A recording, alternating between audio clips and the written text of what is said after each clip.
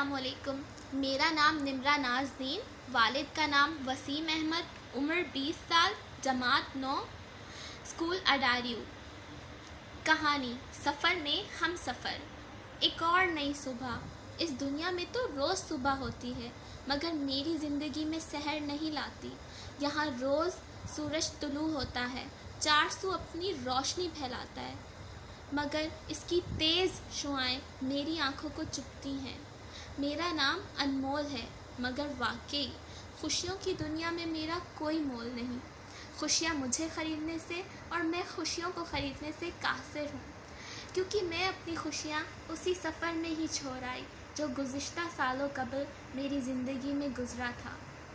وہ سردی کی گہری سیاہ رات تھی، چاروں طرف دھند چھائی ہوئی تھی.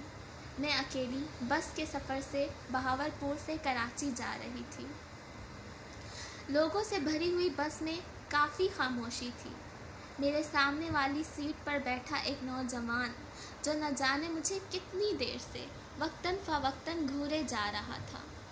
اب مجھے اس کی نظروں سے گھٹن محسوس ہو رہی تھی.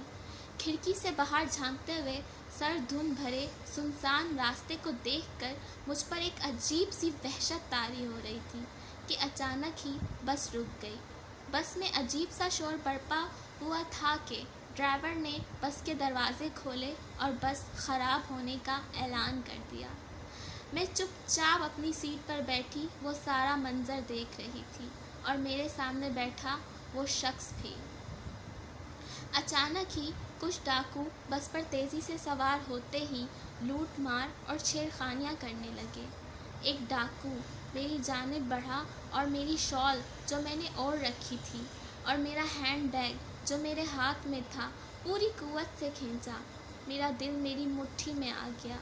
اچانک ہی میرے سامنے بیٹھے اس شخص نے ڈاکو کو ایک زوردار مکہ مارا جس سے وہ نیچے گر گیا، اور میں تیزی سے اپنی لرزتی ہوئی ٹانگوں سے کھڑی ہوئی اور دوڑتی ہوئی بس سے اتری. سنسان سڑک پر تھوڑا آگے دوڑ لگاتے ہوئے میں نے محسوس کیا کہ جیسے میرے پیچھے کوئی آ رہا ہے. گھبرا کر پیچھے پلٹنے پر جیسے میری سانس میں سانس آئی. اب وہی شخص کھڑا تھا. میں نے اس سے پوچھا کہ بس کا کیا؟ بس جا چکی ہے اور ہم یہیں رہ گئے ہیں. اس نے جواب دیا، اب ہم گھر کیسے جائیں گے؟ یہاں پاس میں ایک جھونپڑی ہے. بھاگتے ہوئے میری نظر پڑی تھی. وہاں چل کر مدد مانگتے ہیں. بہتر ہے کہ سفر صبح ہی کیا جائے. رات کے اس پہر ایسے واقعات کی امید زیادہ ہے. رات یہیں قیام کرنا ہوگا. اس جھونپڑی میں کوئی نہ تھا.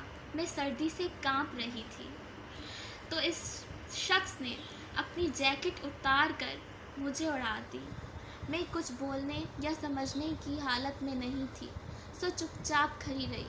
اس نے جو کچھ بھی کہا اور کیا دیکھتی رہی. پھر میری نظر اس کے ہاتھ پر لگے اس زخم پر پڑی جو شاید مجھے ڈاکو سے بچاتے وقت لگا تھا.